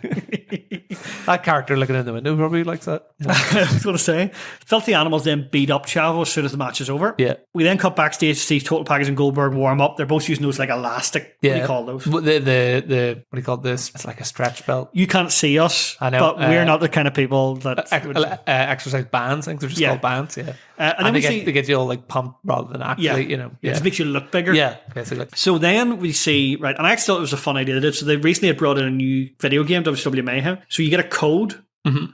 And so every month before the pay-per-view, they'd give you the code. You put that into the game, and then it makes a pay-per-view card of all the matches from the game of that month. Yeah. What game? What was it? WCW Mayhem. What console was it on? PlayStation and N64. I had it. It wasn't bad. We'll have to have a game of it. Could I get those codes? Those codes still work? I don't know if they still work. Well, the problem actually was they will still work. Yeah. But the problem was the roster changed so much that by 2 months in, you couldn't do it anymore. But if they put it in, you got like half the card or whatever as matches. Me and Jane would probably still be trying to put those in right now. I'd be like, how did I get this to work on the internet thing? So, right, match number 11. Hardcore match. Horace against Norman Smiley. Now, what is Norman Smiley? Well, I've never seen him before. His character's changing from this point on. Okay. He was just kind of a bland English technical wrestler. Okay. But he becomes like a hardcore guy. Oh, this is the whole start of the storyline. Horace Hogan is crap. Yeah. Like, what is he? And his big fucking denim vest. Like, who are you? But Norman Smiley's great. So the story of the match basically is Norman's nervous about hardcore. So every time he gets hit with something, he cries. And it's not, it's kind of funny, but it's also kind of cringe. Yeah. So then at one point he does his trademark is the big wiggle, which is like his taunt. Yeah. And he does it on the stairs and then gets a low blow. And I should point out that you can really see Norman Smiley's willy in those trunks. Like, I'll have a look. Don't get too excited, but please wear a cup. Yeah, please. Future. So right, this is the finish, which is just I feel like I'm rocking through these matches, but like there's 12. There is like it's sort of crept up as well, and also they're all about 3 minutes long. You know, so. Right, Horace sets up a table in the corner and then gets a chair. He goes to hit Norman with the chair. Norman moves. The chair bounces off the ropes. Hits Horace the in the classic, face. I always love that. That's a good spot. You know, he didn't do it too well though. Like No, he he sort of didn't. did. Like Well, it is suppose he Horace. did it realistically, where you would, but you wouldn't go thwack. Yeah. You'd be like, you know. So Horace then runs at Smiley, who moves again, and Horace runs through the table. Yep. And then Smiley pins him and gets the 3, and he's delighted. chuffed. Yeah, he's absolutely I'm chuffed. delighted. And, you know, I thought that was fun. I thought it was a fun match. I kind of take back what I said about Horace in that, like, first time ever I enjoyed a Horace Hogan match because he's not good. Like, what's his thing? Is he from it? And does anyone? well, he's he Hogan's nephew. Is that it? I was going to say, is he allowed He's to be? also Mike Awesome's cousin. Do they push that? Do they They mention? did at the start, but then whenever he was in the NWO, was like a jobber guy. It's weird. Once the NWO split up, they just kind of went, he's just Horace now. And you're like, Horace isn't a good name either. No. I mean, his real name's Mike Balea, so that's not... Did he do any of Hogan? Was he like a Hogan reference point or anything? No. Like, I couldn't tell you what Horace Hogan's finisher is. Yeah, I'd never seen him before. He's just... he looks crap. And Mike Awesome was a relation as well. So he's not related to Hulk Hogan, but he is related to Horace Hogan. Cool. Great guy. Great wrestler. And he'll be turning up, obviously, at some great. point. Yeah. So, okay, so then we go to Ric Flair comes out looking really pissed off for a man who had sex with Kimberly Page an hour and a half ago. Well, he's pissed off because it was, 4 minutes long. Yeah. So he opens with some sports metaphors that I don't understand at all. And the crowd seems a bit annoyed at him, so I don't know if he's meant to be sort of heelish. But he's so good. Like, when you watch it, when he does a promo, you're like, he makes you think that this story is like good. Yeah, he's basically making this important because they aren't at all, you know. Like Ric Flair, like I suppose that's one of the things that amazes me about him. He's always been old in my eyes. Like I've never seen him young, even when he was wrestling when he was like 30 or something. He looked old. But his blood pressure goes through the roof. Yeah. During his promos, but it seems to be fine. Classically, he takes his jacket off, shoes off. He's like, if you want everything I have, you can come and get it. Yeah. So Kidman comes out. Yeah. As does Guerrero, Mysterio, and Conan, and they just beat the shit out. And Tori, yep. Tori picks up Flair's shoes. She hits David, I think, very gently before that. Yeah, because David runs out to make the save, and just disappointingly, he just gets. He actually, as he's sliding into the ring, he's already done. Yeah. So they take Flair's like wallet and the money out of it, and his watch and his rings. They unbutton his shirt for some reason, and his socks. Eddie takes his socks off. I like that. Yeah. And then Ray does the Bronco Buster on him. Yeah. Right. So. What's weird about it? So clearly to me here, the Flairs are the faces and Filthy Animals are the heels, but apparently the intention was that the Filthy Animals would be faces. Okay. But they're not acting like faces even in this writing of like tear his clothes off and stuff. Yeah. Like is it supposed to be like he's got like does one of them put on his Rolex or something? Yeah. And it's like is the point supposed to be like, oh, he's rich and they're getting you know. But people still don't go, well, you know, you still shouldn't take all this stuff. But also, it doesn't go anywhere. Like, there's never a feud between the Filthy Animals and Ric Flair. Right. So not between David Flair even, or no. So I don't really understand. Does Ric Flair not even next week go? Can I have my Rolex? Ric Flair faces DDP, which hasn't really been acknowledged all night on Halloween Havoc. Yeah, at Halloween Havoc, which has been the plan for weeks. They've been building up, but they haven't mentioned it at all tonight. DDP's not there, and then from memory, he gets written off shortly after Halloween Havoc for a few months, so it doesn't go anywhere. Yeah. So, I don't know. Does he ask for his Rolex back from Rey Mysterio? I don't think so. There's a lot of that, just things being dropped. Maybe that's workplace stuff where, you know, wrestlers do that and then someone backstage goes, give him that Rolex back. Yeah, he gets the standards and practices of the legal department involved, Okay, so now it's time for the main event. Goldberg against the total package. So, before the match, Luger goes to get Elizabeth in her locker room and she's on the ground, unconscious, with a guitar. With a guitar smashed. And then Luger does some bad acting. Yeah. Get something in here quick. Yeah, I need some help. Yeah, and she's totally out. Like, you know, like you would have had to really hurt. Do you notice the guitar had strings on it as well? Which doesn't. Yeah, it's like, so maybe Elizabeth didn't like Jared's version of Wonderwall or something. Maybe she was really out because like he used the real guitar. You know, maybe oh shit, he didn't pick up the prop guitar. Well, it's like that time, like in the 80s, Honky Tonk Man hit Jake Roberts with a real guitar, and like Jake Roberts was never the same. Like it wrecked his neck. You know. Yeah. But I don't know. What also doesn't make sense is like face and heels are all over the place here because Luger's a heel and Jarrett's a heel. So are we having a feud between them? Because I can't think of anything I want to watch less than Jeff Jarrett against Lex Luger. No, to be fair, I actually just have never. Jeff Jarrett's for me. I think he's fine, but you're going to find the worst of Jeff Jarrett in the next one because to me, Jeff Jarrett is perfect as like mid-card heel, bit of a dick. Do you know, to be fair, actually, I suppose in a way he's a good heel because I really didn't like him. Like when he used to come on WWE TV, I was like, or WWF, whatever. I was like, he's irritating me. Yeah. You know, so you actually would, I suppose, in a way, want to see him. But like, he's that level. He's a guy who you might have a Raw main event against a big star, but he's not a main eventer. Yeah. But they push him like a main eventer here, and it doesn't. Do they feel like, we've got a WWF guy? I think he's so. A big star? And Russo loves him, you know. But apparently, one of the reasons he left WWF was they wanted him to do a feud with Steve Austin, and Austin was like, I am not feuding with him. He is not on my level. Wow. So I think there's two reasons. So if either Austin was like, if he gets over, I'll work with him, but I'm not working with some job. Austin also wouldn't work with Billy Gunn for that reason. Okay. But the other thing was, apparently years ago when they were in Memphis, right? Jarrett is the promoter's son. Aye, Jarrett, yeah. And he walks, and the money was notoriously bad in Memphis. Yeah. So Austin's looking at his paycheck, like pissed off, and Jeff Jarrett walks up beside him, pats him on the back, and goes, "Well, it ain't going to get any bigger by looking at it." That's quite a cute rephrase. It is, but that's the promoter's son saying, who probably got good money. Probably got quite a lot. Saying, fuck off. Yeah. So, my dad give me some of your. So Austin that's stuck with him. And it's not often that you hear Steve Austin like holding a grudge, really like disliking someone, but that really pissed him off, you know. Okay. So Goldberg comes out first. Everybody loves Goldberg, and I totally get it. Like he just looks good. I think I was excited seeing him. You know, that entrance doesn't really get tired for me. You know, no. And he's done it like 23 years later, and it still works. Like, so Goldberg, do you know? So he has different shorts on. He has like, it says like Team Osake or Obake or something, like a kind of. And I googled it, and I can't find anything. Was he in some sort of martial arts? I wonder if it was like a martial arts club or something, because I know he does a bit of, you know. Is that not that like company that sponsor like Ulster Rugby or something? All those men walking around. Goldberg is like one of those old like rugby dads. Yep. That's my son. He should be on the team. Threatening the coach. So Luger comes out and him and Goldberg fight on the ramp. And actually Goldberg really dominates Luger in a way that you wouldn't expect from a match where it's like, you know, Lex Luger's meant to be a big deal and Goldberg's just thrown around. I think Goldberg looks like a total beast. But then Luger gets back in control when the classic thing happens where Goldberg goes to the spear, Luger moves and Goldberg runs into the turnbuckles. He doesn't hit the post, which is good because he always does. Remember like that match with the Undertaker that he had in Saudi Arabia where he really brained himself. And he already had a concussion before he did it. Tell you what, the post isn't stronger than an attorney, I'll tell you that. Absolutely not. So Goldberg gets whipped into the referee goes down, outsiders then appear on the stage drunk on cough syrup, and Nash lies not a great down. example, is it, as well? No, well, you see, what was weird about that as well is I think it's meant to be they're so drunk on cough syrup because they don't do anything for the rest of the show. But you're thinking, right, they're going to interfere, but they don't. They just lie down. Part of it, So it's like, what? Yeah. So then there's a bit outside where Goldberg pushes Luger into the post. Yeah. But he's too far away, so Luger does this weird run where he clearly just runs into it himself. So Sting runs out, hits Goldberg with a baseball bat. It all gets a bit chaotic, doesn't it? Yeah, classic Russo booking as well. So Bret Hart comes out, and at least Bret Hart remembers the limp. He then hits Sting with a bat, and then he stings against the post, and he swings it like Sting moves, and the thing breaks in half, right? Yeah. Which looks kind of cool, but also they said all night that that's a steel baseball bat. Steel would not break like that. So maybe the ring posts are made of wood. They're like, that's maybe what it is. Like everything, we've got it all mixed up. So Hart puts Sting in the sharpshooter, but Luger breaks it up. And I like this ending. Yep.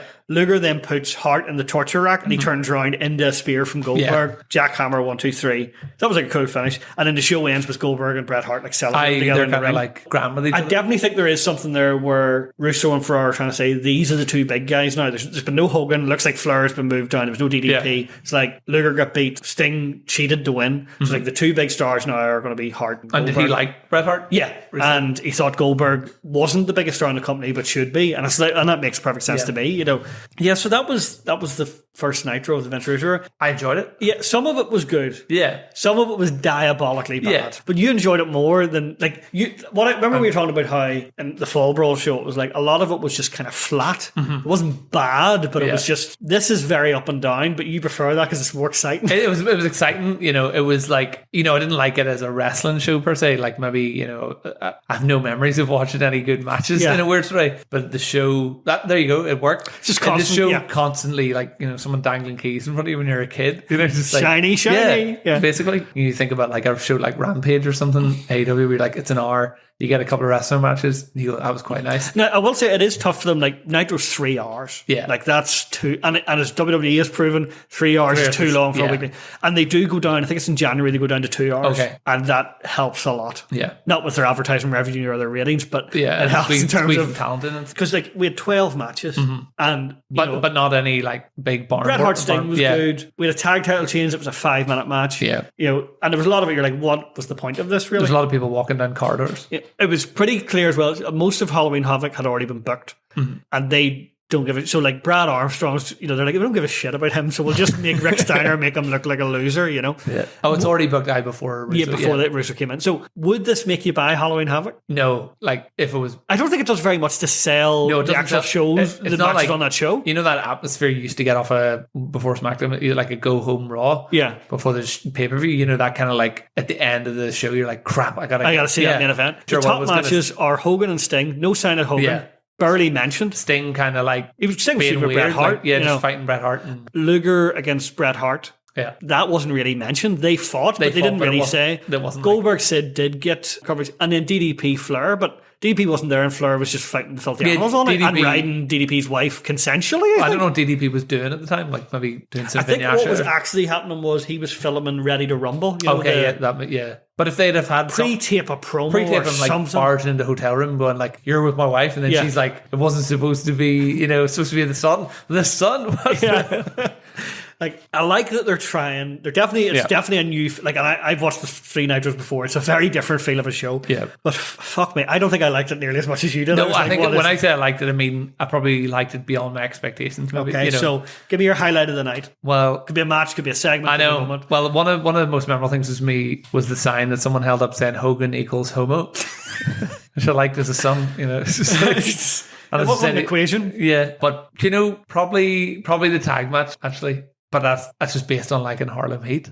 Yeah. And actually, I don't know. See, I would say Bret Hart Sting was my favourite match. I like that, but I thought I would have wanted more. Ironically, I loved the moment where the attorney got a spear and got up right away. And actually, you know what? That segment was all right. I actually think Sid Vicious is great. Yeah. I think that feud really works. Just two big Sid Vicious monsters. is wild ugly when you look at him from the side. Oh, he's horrible. Whenever you see him in a suit from the side, you're like, imagine look at that big face in the mirror. I feel bad for him. Like, so much going on. Coming away from the show, you'd be like, most memorable things are Stacey's dance. And the big weird 7 pedo promo. So like, not wrestling not stuff. Wrestling at all. So what's your low light of the night? Do you know the low light on a very non-fun thing is the idea of David Flair? Yeah, like I feel bad for him because I feel like he doesn't even want to be a wrestler. No, he just wants his dad to like him. Yeah, it's like him and Charlotte are like two sides of parental abuse in a sense, like of like wanting to please. Maybe the key ingredient was because his other brother Reed was a pretty good wrestler before he died, but they had a different mom from David, so maybe the key ingredient was Beth Flair. Oh, she was Charlotte's mom. Yeah. The second wife, yeah, I would say she was the key.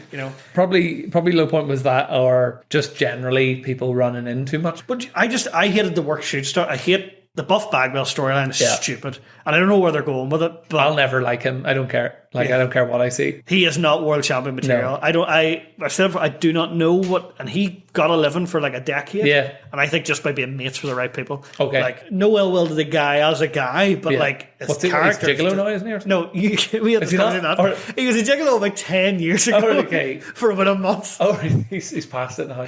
Well, he's a bit old. He is past it now. Yeah, he has some stuff left, but it's not enough. It's not enough. Oof. Okay, well, so what are you going to give the show out of 5? I'll give it a solid 3.